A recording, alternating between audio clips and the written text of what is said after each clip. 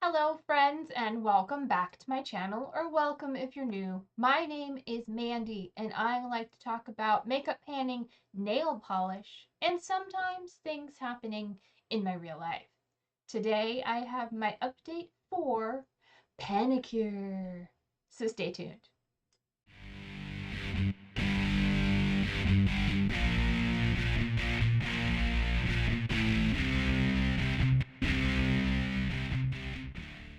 Alright, PANicure is a Fantastic Ladies collab group project that was created by my friend Deb B here on YouTube, and it is all about using your nail polish any way you want, about doing manicures. Um, I am using this project as a way to work through all of my nail polishes because over the last year in 2023, I acquired quite a few, and a lot of them I haven't had a chance to wear, and I want to see if I want them or not.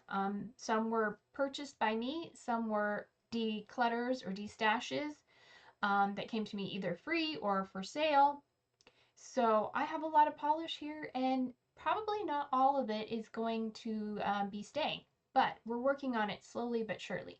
So each month I share with you the manicures that I wore over the month, and then Deb asks us to pick a peak and a pit, and sometimes it's a little harder than others to find a pit or a peak, but that's what we're gonna do. So let's go ahead and get into this.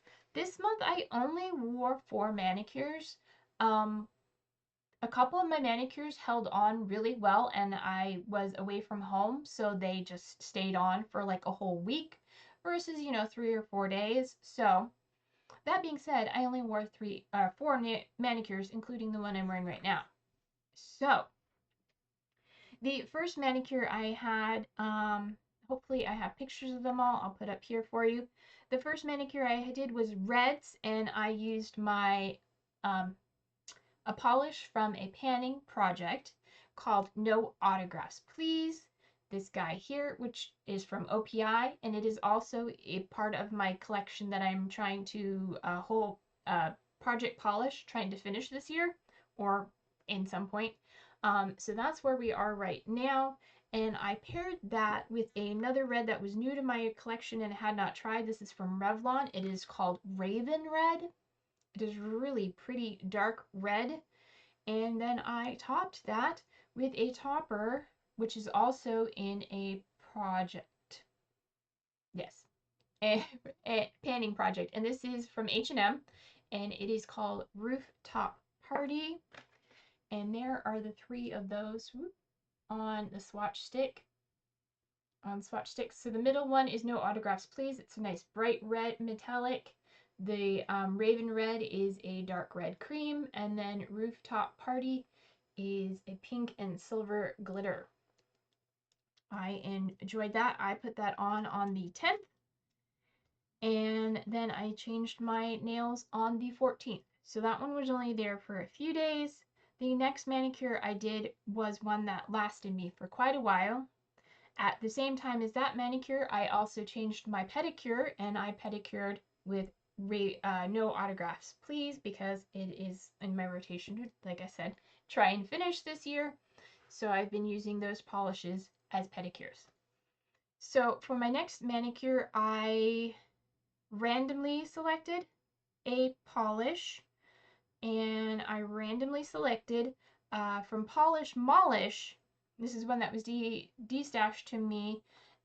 This is from Polish Molish. It is a thermal. It is called Floss Like a Boss, and it is from PPU in May 2021. And that is what it looks like. It is a really beautiful teal base to start with, and then if I can hold it, I will show you what it transitions into. And to go with the teal, I paired it with 2 other teals in my collection. This one from Sinful Colors. It's been in my collection for a while. It's one of my favorites. This is Rise and Shine. It is a cream, but it does have some shimmer in it. It just doesn't show up. And then this one is a sort of metallic pearl. This is from Nicole by OPI, and this one is called Respect the World. And there are swatches of those. Respect the World is a little bit sheer, so in the future I might actually top it over the Rise and Shine because I had to put 3 coats of Respect the World and it still was a little bit see-through. That kind of, it goes clearish when it is warm. Not completely clear. It might go completely clear, but hopefully I have pictures of it. It took a while for me to get it. I had to run my finger underwater to get that thermal to change, but I really enjoyed that combination. And this polish from Polish Molish has a bunch of pink metallic flakes as well as some iridescent multichrome flakes, and then it has fluorescent yellow or green glitters and some hot pink glitters. So it is really pretty combination of things going on in that polish.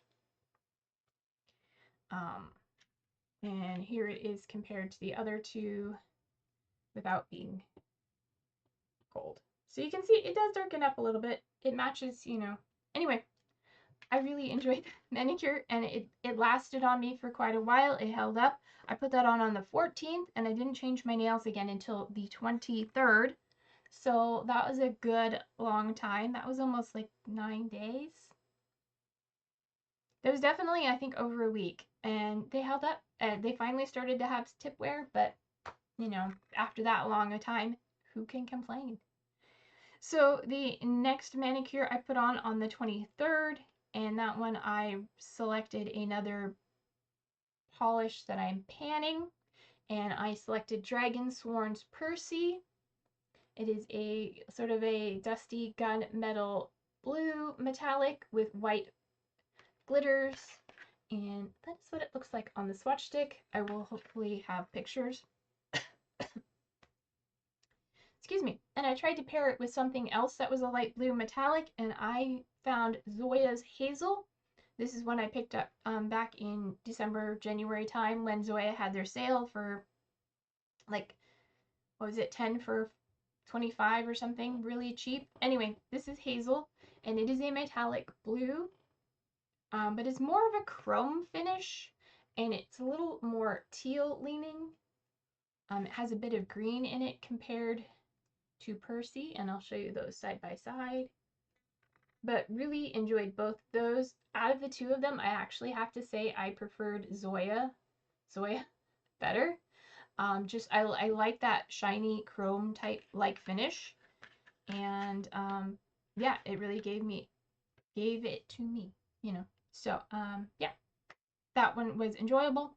And then finally, yesterday on June 30th, that's what yesterday was. June 30th, I changed into a sort of semi-patriotic nail thing. I randomly selected, to start the manicure, I randomly selected Formula X for Sephora, and this is Blast Off. It is part of their explosive line from a few years ago, it says.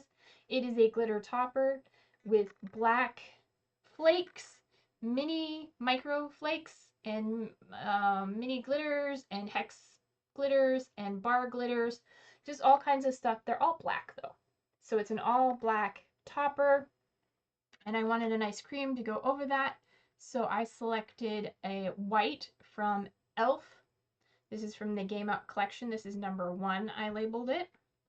And then I did blue. This is from Sally Hansen Insta Dry. This is Brisk Blue. And then instead of red, I went with pink. And this is also from Sally Hansen Insta Dry.